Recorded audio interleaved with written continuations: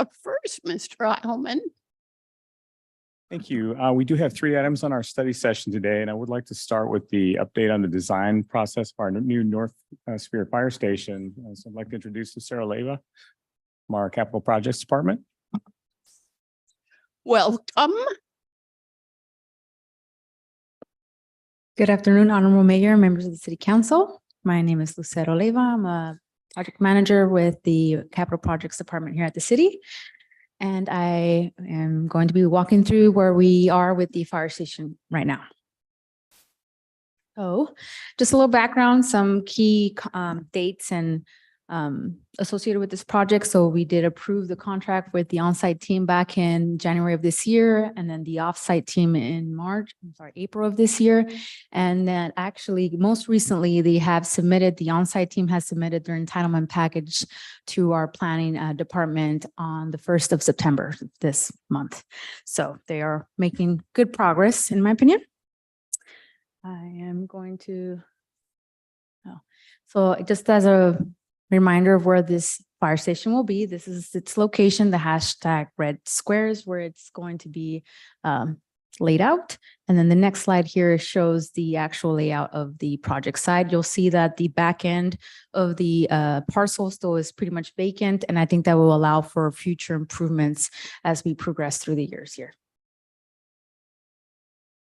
Could you just go to the prior slide? Just help orient everyone. Is that Spanish Walk? Yes, it is. In the developed area, which is closest to the Correct. site. Correct.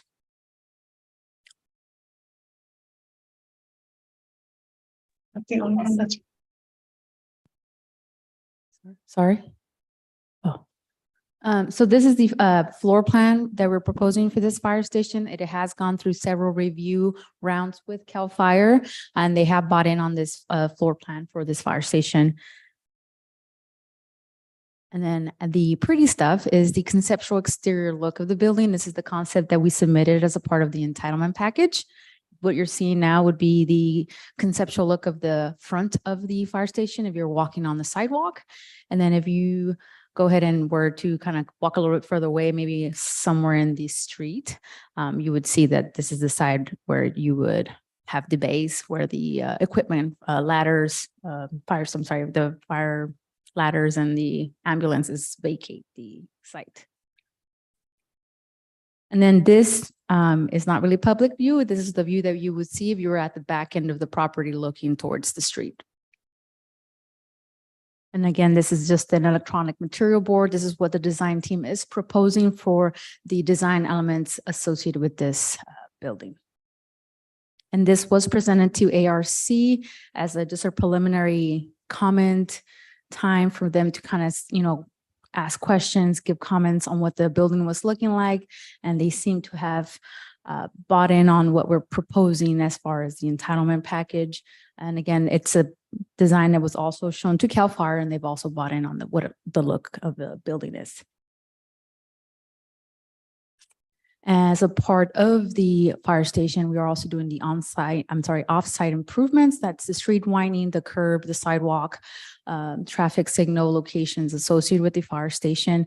We are very much trying to be aware of the improvements that Spanish Walk is also putting into place, as they do have a development going in right across the street from that fire station. And we are keeping those improvements in mind when we are looking into, the traffic signal locations, crosswalks, sidewalks, and any other improvements for that area.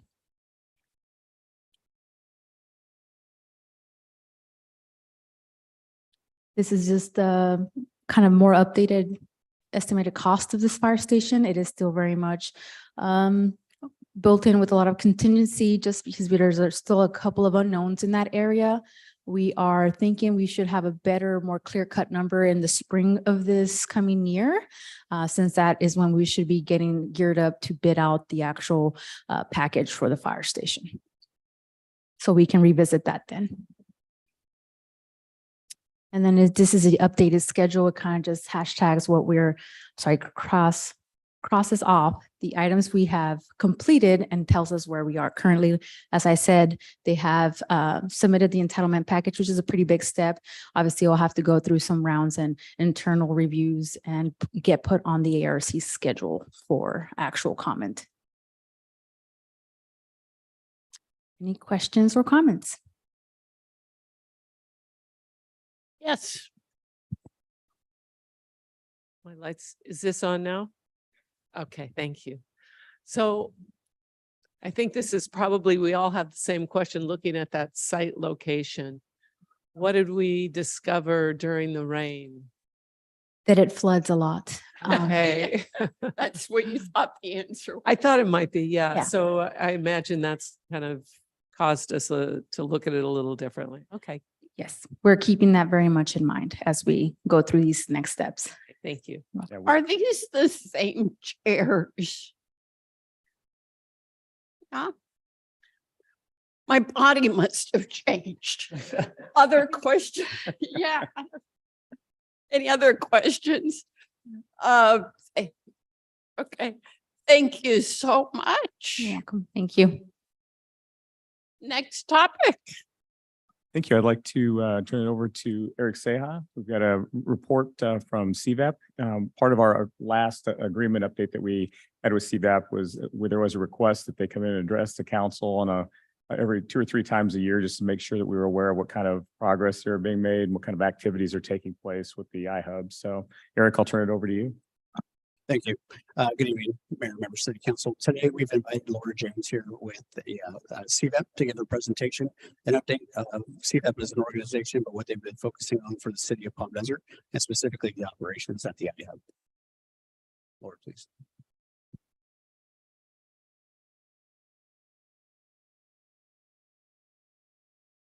Thank you very much for inviting me to be here this afternoon, Madam Mayor and members of the City Council. It is an honor to be able to talk to you about the operations at CVEP, generally speaking, and at the Palm Desert iHUB. I was told in advance that my slides are voluminous, so I may go a little fast or skip a couple of them, but it's my understanding that you have them. So please reach out to Eric with any questions after the fact if there's something that I didn't cover. I've broken it into 2 parts. I'm going to talk first about CVEP and your annual investment in our regional programs. And then later I'll talk about the Palm Desert iHUB and Palm Desert specifically. First of all, I want to remind you that CVEP provides our government partners with access to reliable, efficient, and accurate service. And by efficient, I often really mean expedient. If there's a data request that you have to fulfill either for a developer coming in or something that you need for your own policy development, we are at the ready to assist with those types of needs. We can't necessarily fulfill every request, but I certainly would remind you that to keep us top of mind so that you don't necessarily need to go out and hire a consultant for every potential request that you need to fulfill. We can provide hyperlocal economic data, population and demographic data, data analysis, economic development expertise, and so on and so forth. We will always acknowledge your requests the same day unless we're sick or in the hospital or something. And most of those requests can be fulfilled within 48 hours if we are able to fill them at all. If it's something that's going to require a great deal of number crunching and will take a longer timeline, we will let you know that and try and work within the parameters that you are working towards as well. Some of the data sources that we use are Esri's Business Analyst, Data Axle, and then publicly available data sets like census data that is massive and difficult to sort through unless analytics happens to be one of your specialties. I'm going to skip through that since you have reference to it. That's just an example of some of the projects we've done for both Palm Desert and other governmental partners. I do want to draw attention to our data digests if you subscribe to our newsletters, and I hope that you do. You see these up at the top every 2 weeks. We do these really as the only public-facing analysis projects that we do because a lot of it is behind the scenes work. Nobody understands it. Nobody knows what it is. So we make these pretty on purpose. They're not necessarily designed to tell an entire story. They're just blog posts. They're just newsletter items, but they're also designed to keep us top of mind, not just for our governmental partners, but also for small businesses who now through us have access to the kind of tools that usually only the Walmarts and Trader Joe's of the world have access to. We've provided over 800 hours in the past fiscal year of services direct to local small businesses, aspiring entrepreneurs, and startups. I've included a selection of services that we've provided directly to small businesses in Palm Desert and aspiring entrepreneurs in Palm Desert. The interesting thing about those aspiring entrepreneurs is sometimes we're simply saving somebody from wasting a lot of time and money on an idea that nobody wants to buy from them. Small business workshops that we've also done through our Small Business Services Department include a couple of financial literacy workshops that we did in partnership with Chase Bank. We also did one in partnership with Chase on digital marketing. We just started over Labor Day weekend a new Saturday morning monthly series called Monthly Momentum. Those are held in person at the Palm Desert iHUB. This is the only weekend event we've ever tried to do for people who have to work 8 to 5s like I do. You actually have an opportunity to come to a workshop and work on your business on the weekend. These are designed primarily for woman entrepreneurs, but anyone who is comfortable enough to go and hang out with women for the morning is welcome to attend as well. And then we've got a couple of things in development that we're going to start working on after the conclusion of the Economic Summit to launch in 2024. And those are based on what people have told us that they want to do. It is unfortunate that I am talking about disaster response for the second time in about 4 years, but here we are talking about it. Of course, you know, we did the 1 million mask giveaway back in late 2020, early 2021. That actually ended up being about a 2 million mask giveaway when all was said and done. And in advance of Tropical Storm Hilary, we ended up distributing over 213,000 sandbags to city partners in the Coachella Valley. You can see the Public Works Department, kudos to Martine and his team. They were amazing to work with. They sent a truck out, picked up 12,000 bags on Friday. That's the picture where the sky was still blue up there. And then on Saturday, they came out and picked up twice that many sandbags again, 24,000 on Saturday, for your residents to come and fill at your various stations that you had available here. So we figure at 10 a pop, we impacted about 3,600 Palm Desert residents and businesses. And we know that when water damage happens, it doesn't happen to the tune of $10 or $100. It's typically hundreds or thousands of dollars. So the impact of the prevented damage, even if it was a small slice of the people who received those bags, we're really proud that we were able to put that effort together on very, very short notice. I'm going to skip this, but I will talk a little bit about the fact that Riverside County Innovation Month and its associated events get a lot of press, and I'm going to talk about press the last slide or two in this presentation. I mentioned the Economic Summit. I want to make sure that you're aware that the city of Palm Desert will very likely get a shout out from the podium this year. The kind of cool looking guy up there on the slide with the tattoos is our keynote speaker. His name is Nick Badminton. He lives in Canada. His family has a second home, a condominium in Palm Desert, and he wrote his best-selling book in the Palm Desert iHUB while they were here on a winter vacation. They discovered very quickly that a small condominium was no place to write a book when you're sharing it with a toddler. So they were really excited to have the iHUB to escape to get professional work done. So the city's annual support, first of all, thank you for being such a steadfast partner. We rely on this support to do all of the back end business that enables us to even operate iHUBs in either of the cities where they exist, because the funding for iHUBs funds the iHUB program itself. What doesn't get funded through that is all of the boring back end stuff that business owners never want to talk about, like accounting and audits and compliance and grant writing and human resources, insurance, and so on and so forth. That's really the infrastructure that exists through CVEP proper in our regional activities, that without that, we would not be able to operate the iHUBs for what we're able to operate them for. And that's a great segue into the iHUB specifically for the city of Palm Desert. If you follow CVEP on social media at all, or if you follow me on LinkedIn, you have seen us type an awful lot about Morning Insights, the program that we launched there in February. This has really become our signature Palm Desert iHUB event. The most exciting thing about this event to me is we started picking up on a pattern about the people who we talked to who were attending the event. So we started including some questions in the registration section of the RSVP form. And one of those questions is, how long have you lived here? Are you new here? 20%, 1 out of 5 of the people who are coming to these events are new to the Coachella Valley in the last 4 years. So that covers the entire COVID relocation period. Economic developers, and I know city leaders as well, know that resort areas like ours that became these sort of Zoom towns are at a risk of losing those people when they realize they already moved once so that they could get more bang for their buck. they will do it again because they're not tethered. They're untethered workers and they have more freedom than any other generation of workers.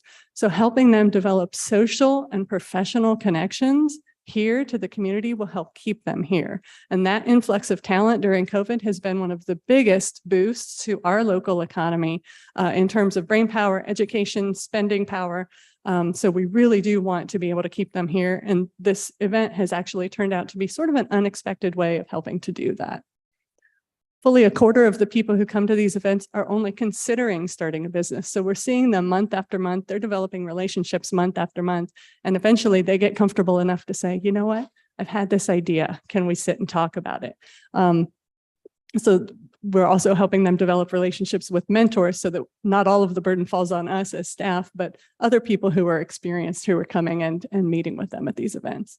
And then we've averaged about 20% attendance from Palm Desert as well. It varies from about 16 to 24%, not really unexpected since the event is happening in Palm Desert, but we do see a slight overrepresentation from Palm Desert residents. Our portfolio companies, we are up to 6. And just for perspective, the Palm Springs iHUB, which has been in operation for a little over a decade, has 16 companies. So 6 in Palm Desert, 2 have been newly admitted this quarter. The names are listed here. They're all various types of technology companies in different areas of tech. And I don't have time to talk about all of them and what they're up to, but I have 2 that I really want to point out that are doing some very exciting things. And it's like brand new information as of last week. The first one is Twin Care Technologies. They started out as 3C Health, a Palm Springs iHUB company. The founder, Bear Simerson, was very excited when the Palm Desert iHUB opened. He immediately switched allegiance because he lives around Cook and Country Club. So he's very excited about our location. So they were the very first Palm Desert iHUB client company. They've been with us since day one. And they just last month signed an agreement with their first paying customer. And that's Palm Desert Urgent Care. They're going to be doing remote patient monitoring for 100 patients at that urgent care at about $60 a month. So that's $6,000 a month of economic activity happening right within the borders of Palm Desert. That's exactly what I want to see out of this business incubator.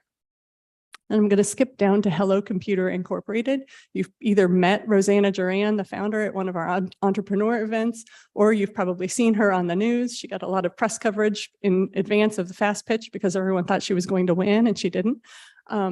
But she just signed a strategic partnership with the World Literacy Foundation, which is an international organization that runs a program called Sunbooks. And that's something you may have heard of. Sunbooks are Lenovo tablets. They're powered by the sun, and they're deployed to areas in developing countries where people don't have reliable access to internet or electricity. So Hello Computer Incorporated, a Palm Desert iHUB company, is now the official strategic partner and official mobile app with their Storytime International app of the Sunbooks program. Last year, that program reached over 11,000 children, helping to develop literacy in these developing nations. So the extra bonus that is a new development as of this morning, before I even put this presentation together, is this morning I met with the co-founder of Hello Computer and a local nonprofit leader. I am not yet allowed to say who that was or what that nonprofit is, but you have heard of them and they're doing amazing work. And they're looking at entering a similar agreement here in the Coachella Valley, making Coachella Valley kids the center of this type of benefit and then rolling and rippling out from there. So I see this as Palm Desert is already sort of the educational hub of the Coachella Valley, and this just puts one more notch in that belt. So far, the Palm Desert iHUB program has created or retained 13 direct jobs and indirect jobs 51, just over 51. And the number that I'm most proud of is that 100% of those 6 iHUB portfolio companies are either woman-led, veteran-led, or minority-led, and in some cases, 2 of those in one person. That is a program that the city can be proud of. And I know as a resident, I am proud of it as well. Moving on briefly from the program to the facility and how it's being used. We've had 28 companies use the facility, the office space, the conference rooms on either an ongoing, hybrid, or temporary basis. We absolutely do see seasonal fluctuations in the use of the space, and we already have a wait list for private offices beginning on October 1st. So we're looking at how we can reconfigure some of our staff offices there and maybe create micro office suites to help keep up with that demand. And as far as the rest of the co-working space, it's also served really well as an event space. We've noticed that is another area where demand has been very high. We're hosting about 5 events or workshops a week. These are some of the types that they have been, including some community members for the city of community meetings for the city of Palm Desert. And total in the first 8 months of 2023, we've seen over 2,000 people through the doors for these types of events. That number does not include groups that we rent the facility to on Saturdays or Sundays because we are not there to count heads. And it does not count students as well. We don't count students coming in and out for class. We signed an agreement with the Palm Desert Area Chamber of Commerce in July to continue to help grow the use of the facility as a co-working space. So the chamber now has an extra incentive to offer to members along with all their other benefits. They get to offer 2 weeks of free co-working space at our facility and 30% off to existing chamber members because we don't want to leave them out either. We aren't able to offer this on private office space because the demand is so high that we simply don't have it available, but it is available for the lounge space. And we're looking at additional partnerships that we're going to explore in the final quarter of this year. This slide is just to let you know that we do practice what we preach. We talk a lot about economic diversification, and that applies to the programs that we run as well. And so these are some of the other grants that we have pursued or received recently to support either business services or the iHUB program. Finally, I said I would talk about public relations, and these are some of the mentions that have come not just for CVEP, but also for the city of Palm Desert or the Palm Desert iHUB. And there is a formula that people in the industry use to determine the value of PR, and it fluctuates a little bit because social media changes that landscape quite a bit. But we conservatively estimate the value of the press that CVEP has received that also includes the Palm Desert iHUB or the city of Palm Desert at about $16,000 over the course of the last calendar year. And I think as our companies continue to do amazing things, that number is only going to grow because the stories get more and more interesting and more desirable for outlets to cover. With that, I will wrap it up and I will be happy to take any questions that you have. Very efficient. I tried. Questions? Yes, Mayor Pro Tem. Thank you so much, Laura. That was great. My question is in regards to the funding that you have received. I see that there's a bank, Wells Fargo, SoCalGas, Agua Caliente. Are any of these renewable? Are they one time? What's the longevity of these? Do they have to be used in a certain time frame?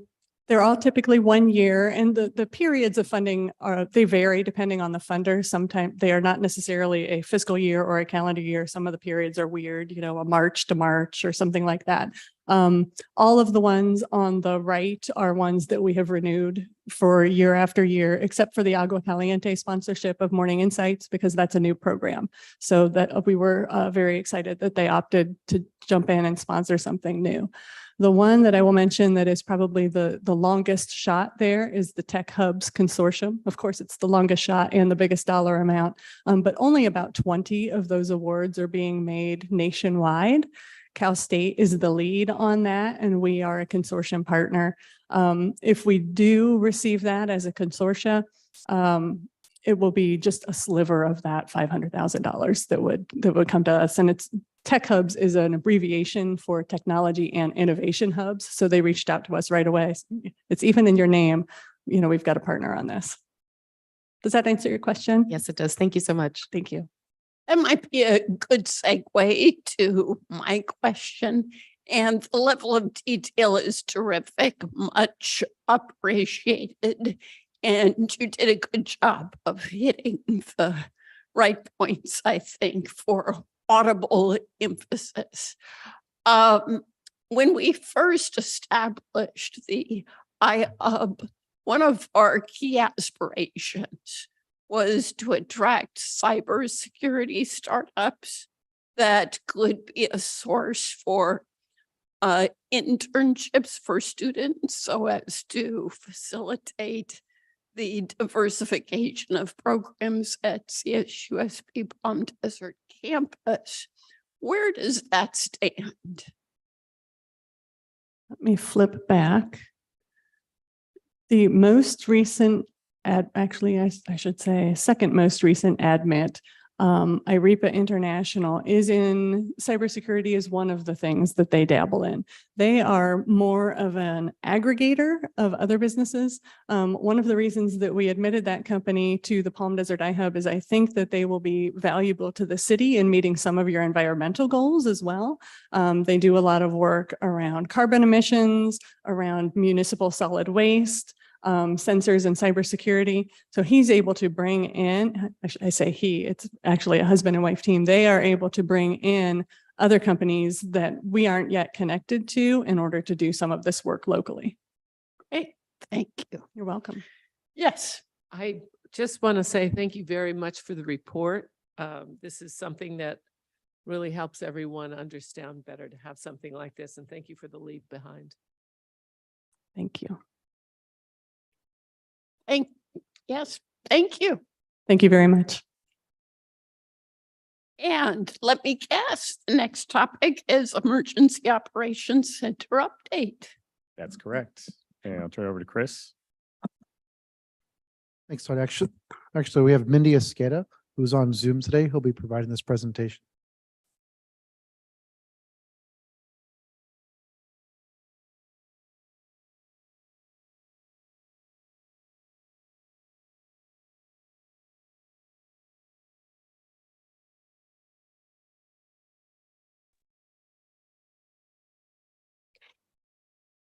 Good afternoon, Madam Mayor and City Council.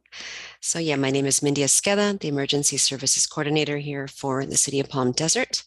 We wanted to provide you with a little bit of a debrief on Monday, August 28th. Management team from the city, we all met and conducted a debrief of the storm event that we had, and in order to continually improve on our processes and learn from what we all went through. The first slide talks about pretty much what went well, and what you're seeing here is the immediate response of Public Works and staff in establishing the sandbag distribution operation in the Civic in the plaza there, and that was in response to some of the challenges that we experienced in providing enough sandbags and the distribution at the fire stations. So it was just wonderful to see how fast this was set up logistically and this teamwork of the staff in putting this together. Next slide, please. Some other things that we all at the roundtable really felt like went well in terms of the response of the city was obviously staff coordination. We took a proactive response. So the EOC was activated as of Thursday evening, the night before the storm was set to come in, and that was in conjunction with Riverside County EMD. We were on constant calls on the operational area calls with them, just heavy coordination in that area as well.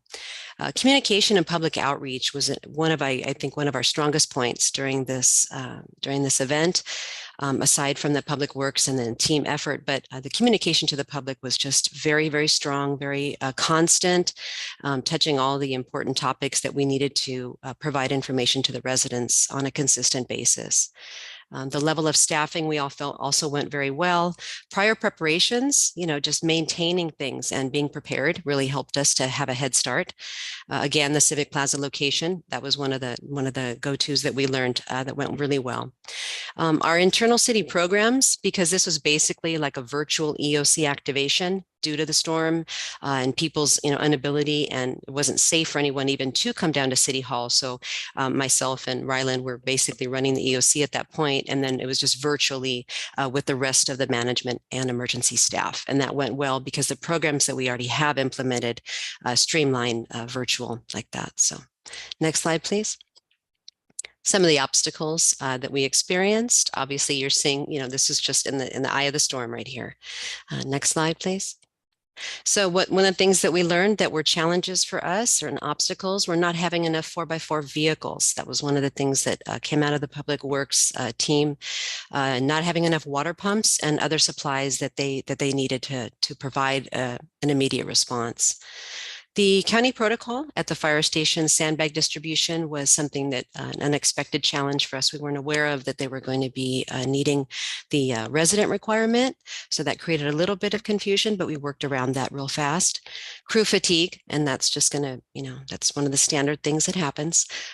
Our crews were running, pretty much just 12, 24-hour shifts.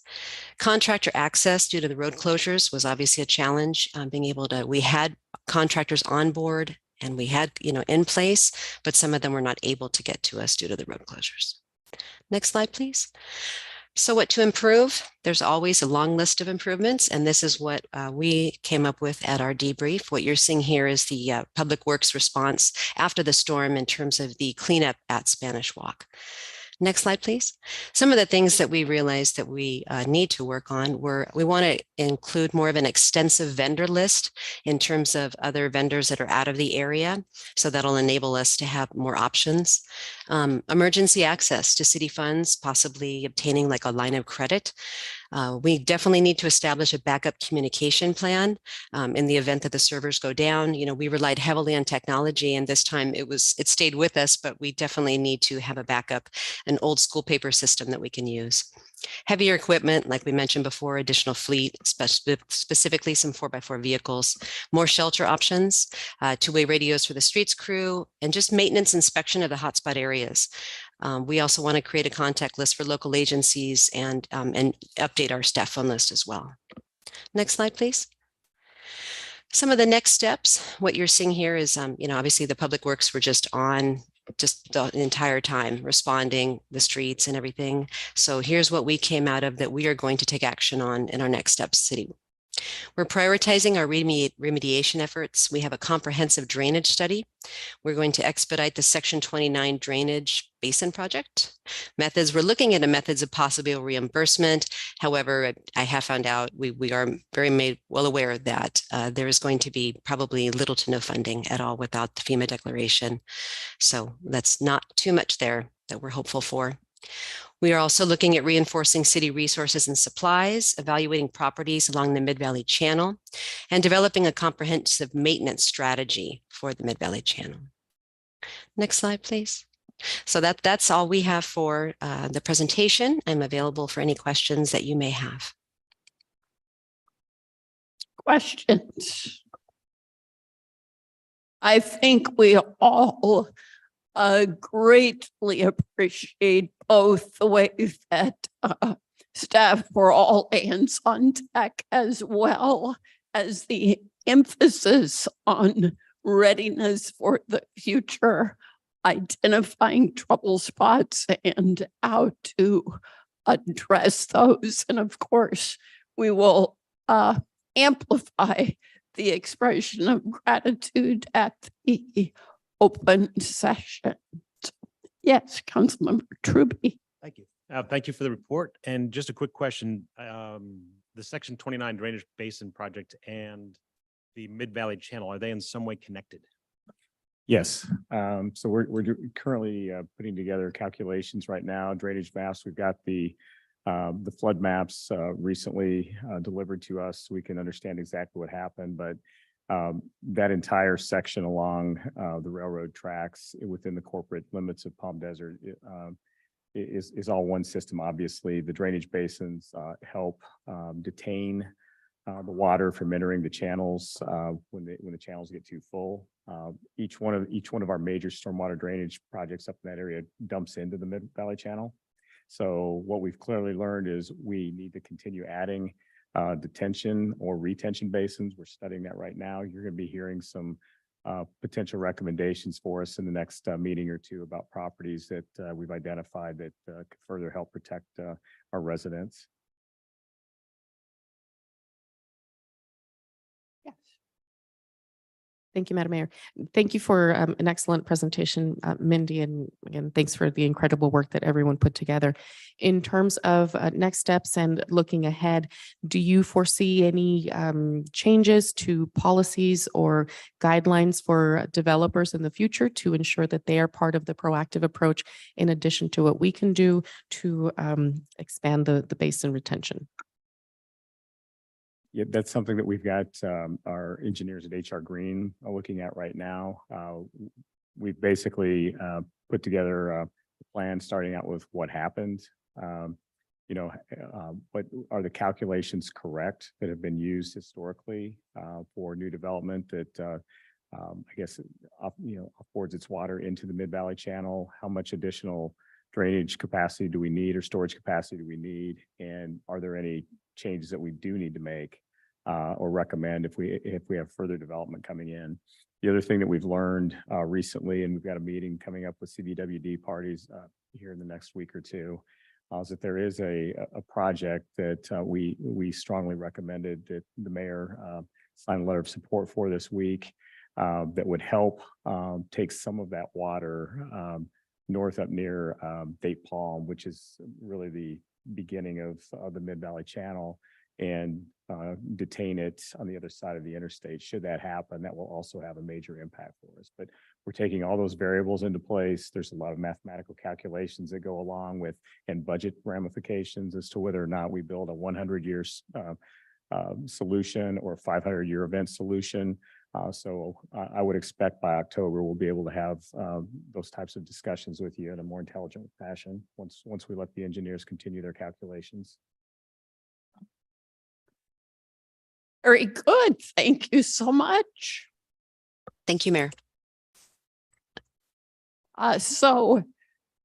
We will be in recess until 3:30, which I gather is the scheduled start for closed session. Is that correct?